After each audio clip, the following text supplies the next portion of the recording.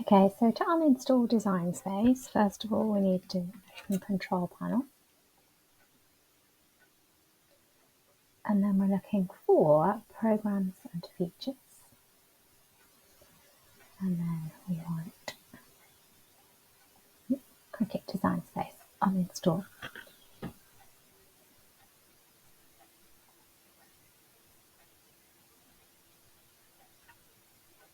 Okay, once that's uninstalled, we're then going to clear all of the cache files.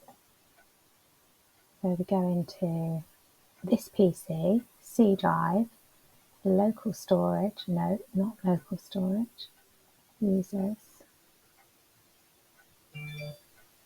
Lorraine, and then in here you'll see this folder, Cricut Design Space.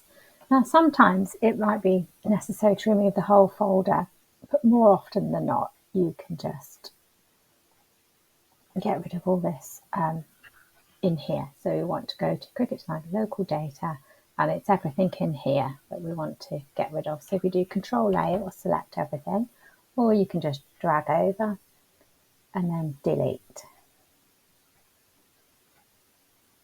Okay, so that'll take a little while just to get rid of everything in there.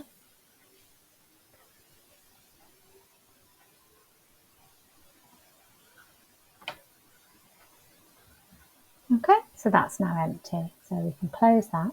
And now what we need to do is to restart your computer. Right, so once you've restarted your computer, you now need to re-download Cricut Design Space. So I have a shortcut here, but basically you just want to go to design.cricut.com, select I agree to the terms, and then download.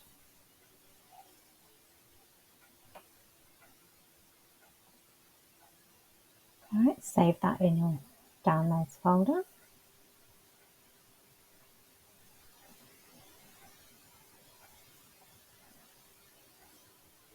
Okay, once that's downloaded, then you can reinstall.